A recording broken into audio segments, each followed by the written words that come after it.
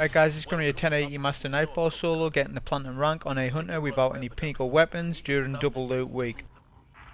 So I initially showed out my loadout, so I'll talk more about that. First off, weapons, so we're using the Kinetic Bow, Whispering Slab, an exotic sidearm called Devil's Ruin, which was from a previous exotic quest, but you can now obtain it via the Cryptarch if you have an exotic cipher. You can bring that to him and you can get the weapon if you weren't around. I'm also using a heavy linear fusion rifle, which is Arc, and it was from Season of the Worthy, so you can't get it now. It just fits into the setup that we're doing. As for armor, we're using, for mods wise, we're using Taken Barrier for increased damage resistance, Taken Armaments or ammo on grenade kills, and Taken Repurposing to get our grenade back on Taken Finishes and shield breaks. We need the arc because match games, like we've got match game on, so we need that. There's only 3 arc shields, but you kind of still need to have arc. There's only 1 void shield and a bunch of solar shields. So match game's weird. It's not weird, but this Nightfall's weird with shields and stuff. But we're gonna be our first champion. He's unstartable. Using an Oppressive Darkness nade. We also have a counter charge build on, which is counter charge with high energy fire.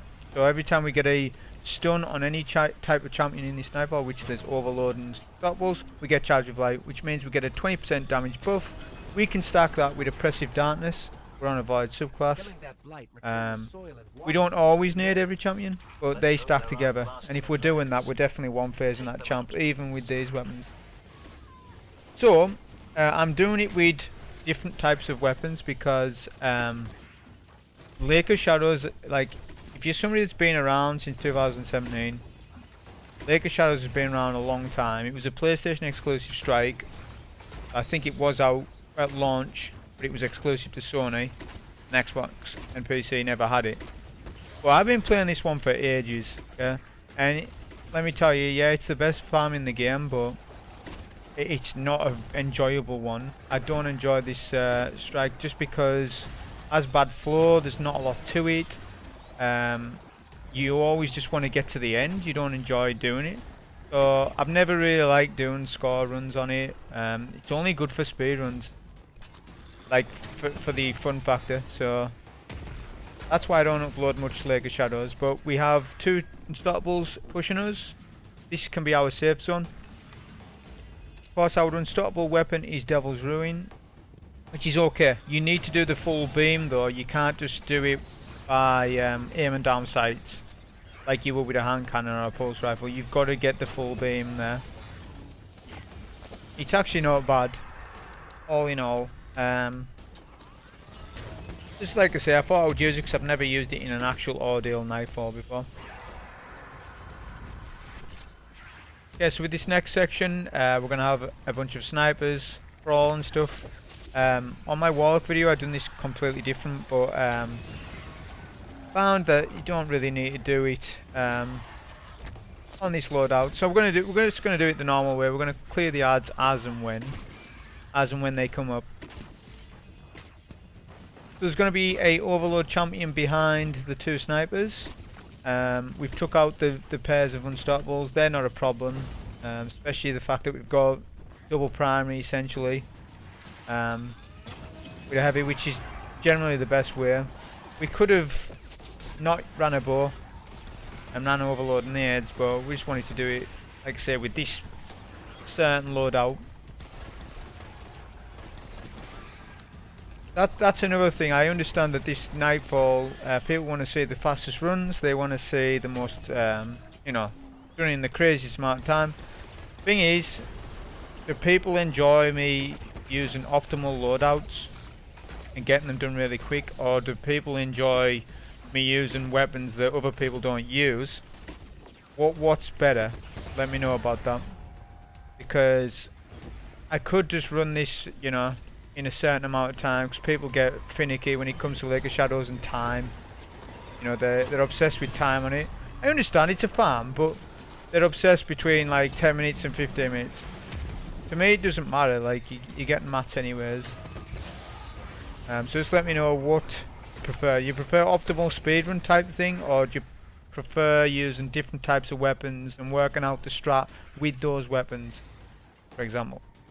So we have another set of unstoppable champions pushing. They were getting shielded quite often from the goblins. This is the most annoying part of this start bit. Just the amount of goblins that shield all the knights. As you saw there with Devil's Ruin, even if I hit the shield and don't do my shot properly, you can still stagger an unstoppable. A hand cannon cannot do that. Not to say that this is better than a hand cannon, certainly not, because a hand cannon, especially explosive round one, right, that's always a better choice. It's not even an exotic. But like I said, we're doing a different type of run. Just like I did with the Warlock, I've done that with Outbreak, so I thought would have exotics. And someone had mentioned about the using Devil's Ruin, so I thought I'd give it a go. We're going to get a finisher kill on that champion to get our grenade back. Just handy to have, especially when the enemies are grouped up and we need to use our nade. Fortunately they shot my nade out. Fine though. The priority on this part, if you're going to do it with Devil's Ruin like me, like this isn't a guide, this video is not a guide, but if you're going to do it with Devil's Ruin, prioritize the captains.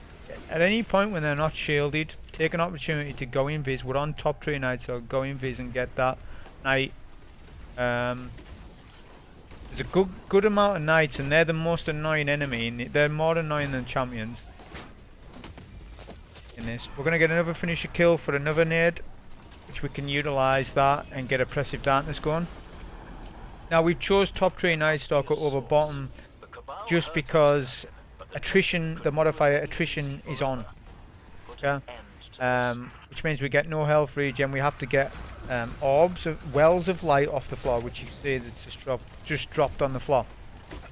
This doesn't really blend well with my setup. I've got Wormhusk crown, so if we go top 3 invis, when we do our dodge to get our health, we also go invisible. It's only for 4 or 5 seconds and it's less of an invis, but we're not wanting to skip ads. There's no benefit from going on bottom 3 and skipping, so that's why we're not on it. We could still make it work with bottom 3, but it's just better synergy. Wormhusk with top 3. If Attrition wasn't on, I'd be going bottom 3 all day, but it is. So we play to the modifiers. Get another finisher kill here. Get our nade back for the next room. We also we were geared towards having our super for this room as well, as we're gonna skip this room basically. There's no champions in this room at all. There's only one target that needs to be killed, which is the Yellow Bar Knight. We will get a grenade kill though. Get a grenade kill here. Since our invis is real short, you gotta get a good timing on it. I like to do it around here. Jump over that boot wall always, just in case. Then we can do tether and stuff. Do tether and then we can use Devil's Ruin, which nearly kills the not the champion but the Yellow Bar. I know he was tethered and stuff, but that's pretty decent damage. If the mag size was just a little bigger, maybe 20, right, this exotic would actually be worth something, because the laser does quite a lot of damage, but it's so short, it's not really worth the exotic slot. But like I say, I'm just doing this run to show the weapon. It's not about me, it's about the weapon. When I do runs like this, it's showing off a weapon that's not used in endgame content. And there's good reason, but you can still see how it reacts in master content. This line in the sand as well has taken Spec in it, and it also has auto load and holster. I'm not sure off the top of my head what the alternatives are for an arc linear 2.0 to put a actually no, you could use any, couldn't you? Any arc linear that you have on your I actually don't have it on the top of my head what the names of them are. There used to be one Man of War, I think was solar, then there's the Komodo whatever, but that's a pinnacle weapon from PvP. That's solar. So right now I can't think of the alternatives, but I'm sure there is an arc linear. So now we have the 2 unstoppables down, we are going to prioritise the Scions, because if you leave them they'll multiply out of control. Plus we've got overloading our bow, that can kind of delay the delay them from multiplying a little bit. But other than that, we just can use our sidearm. Another modifier on this Nightfall is that when a Scion is killed, a boop wall is made. That's annoying because ammo just goes everywhere on the map. Really annoying. We're going to deal with our first unstoppable overload, sorry. There's 3 overloads. As you can see, it's not too bad. Taking them with this bow. This bow has Vorpal Weapon Archer's Tempo in it. Very good on champions, very good for endgame, this bow. Now we're going to pay our attention to the snipers. We must take the snipers out. Then we can deal with the next champion on the bridge. This loadout's safe because you can take everything from distance. Okay, so that's what makes this loadout not bad. It's not the most optimal, but it's not bad, all things considered. Okay, now we're going to get a grenade kill below for some ammo. We hold 17 max with this linear, that's with no reserve. So it's not bad, and it does a bit of damage. Its body shot damage is terrible, right, but its crit damage is pretty good. It's actually not bad.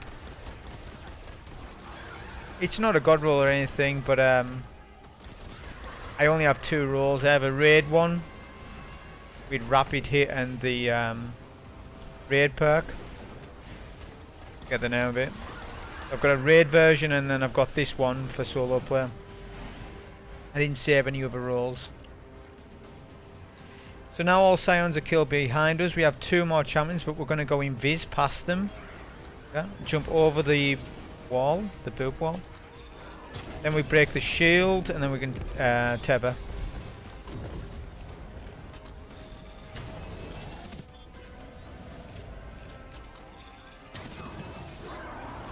And we can take out that knight safely. Then this angle right here, this angle is more favourable than if I was on the opposite side. There's no real good angles on the other side. This angle's real good. So if you can take down your knight and then get over here, which it isn't hard to do on a Nightstalker, being able to go invis like that,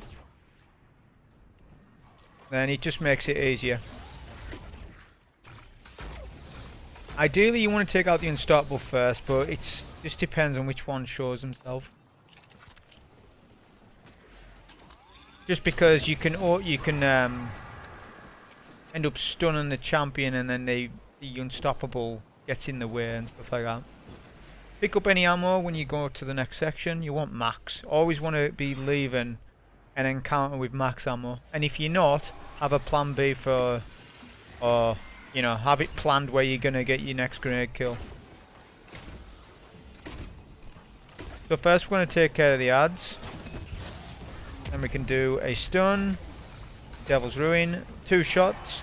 If I was to do that every time on champs, that would be ideal. I don't always, but that's the best way. So doing a stun with Devils, a grenade, a Oppressive Darkness nade, and then 2 linear shots. Let the nade kill the champ and you get ammo back.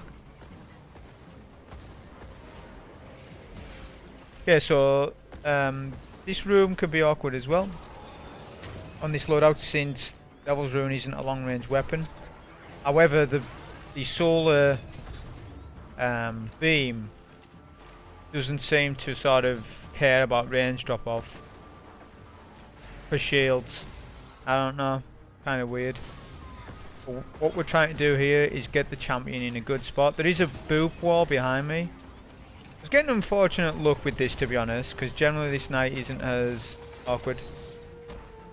If you get the shield break, take him out with heavy, get rid of it. Yeah, we got weak there, but we were unfortunate with the knight positioning himself, like just going into cover last second before his shields broke. Generally it's not as hard as that.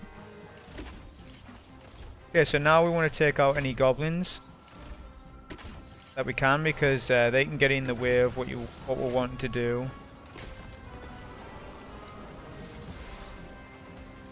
There's 2 solar knights, 2 extra solar knights from here on out.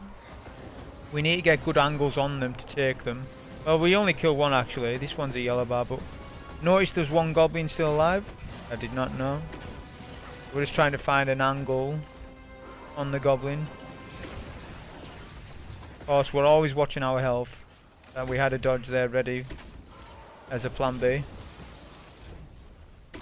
Once we get a good angle, we can take the goblin. Once we've done that, we're good. Yeah. Now we're going to do a nade in advance.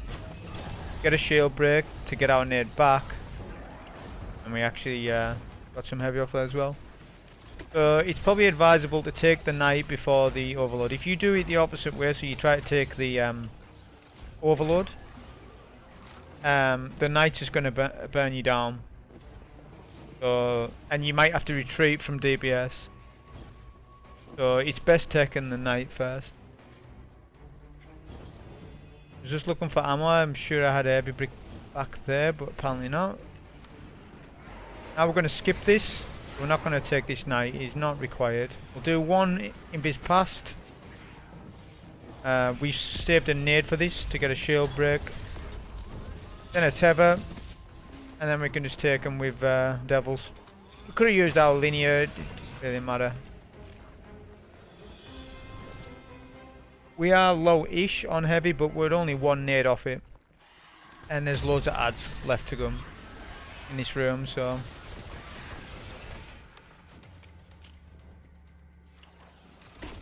Okay, now we're going to have 3 of our last overloads.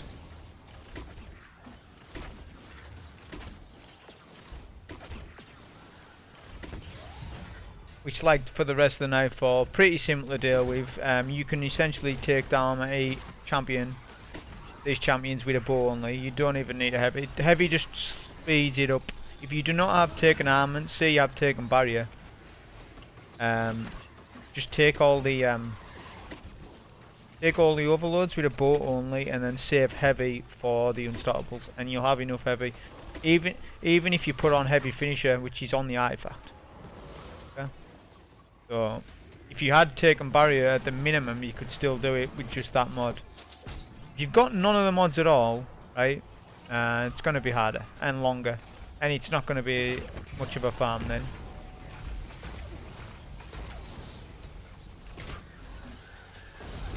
Trying to get the grenade to kill the champ. Wasn't quite enough. On bottom tree it would have been, since the nade lasts longer. So that's the only one thing about being on top tree. The nade isn't as strong, but it's just better synergy with Wormhusk.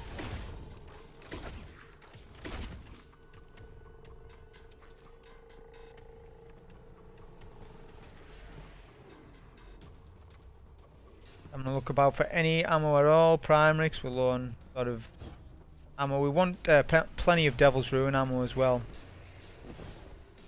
Which we're gonna see why that's the case. So we're at the boss room.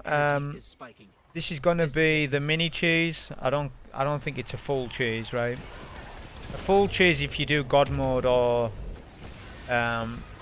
you walk into walls and skip the whole encounter. That's cheese to me. This is just a mini cheese. You're just using an environment. These sort of things has been in the game since Destiny 1, and people have used them forever. Things like this. This is just using the environment to your advantage, and it allows us to use, a different loadout for champs, because that's mainly what the video is for. For that, also, you may as well use it. It's double loot week, right? So you're not doing it for challenge, it's for the farm of the materials, so who cares how you really do it. I mean, I'm against, like God mode glitches and stuff like that, but this, it's fine in my eyes. If they take it out again, it's fine. I would just find another strat of doing this. Right now we're messing up our jumps big time. This is probably the worst part of the run, missing the jump. This is how you make the jump properly, I believe. Wasn't the end of the world. We could go invis for our health and stuff. So, plus there's no ads. The ads will not spawn until the boss gets lower HP. We're going to start with an Oppressive Darkness, couple of linear shots. Try and get your crits. This weapon is very not very forgiving. Its body shot damage is terrible. Its precision damage is okay though. So now we're going to use Devil's Ruin for some shield breaks on that knight, because we've got to take and repurposing on. We essentially have a limited heavy at this boss room. Not sure where the boss is right now. I'm going to fire up another nade though. It's important to crouch on this ledge as well. Do not just fully stand, you'll get melted very quick. I'm actually crouching right now. When you need to do a dodge, dodge into the wall. Okay? If you just willy-nilly dodge it, right, you may dodge off the ledge. And if that happens, boss will probably tether you and you'll die with Attrition being on. So I would say just dodge into the wall. It means that you don't go, you know, off the map. I got tethered here, which was interesting. We'll let the tether do its thing. Couldn't shoot it down because it was like sort of on the ledge, like below. I would get a good decent amount of damage in. Like I said, it's not bad, this linear. Linears need a buff, but as far as linears go, it's alright. Now we're going to get our tether. This is where I advise using your tether at the very end, because that's when the boss is more likely to get tethered. He doesn't get tethered at the start, but if you do that, the tether will share all the damage to all the goblins around him, and just makes it a little bit consistent and speeds it up. But that was the solo 1080 Master Nightfall and a Hunter without any Pinnacle weapons, and getting the Platinum rank with no Pinnacles, like I said. Hope you enjoyed. Thank you.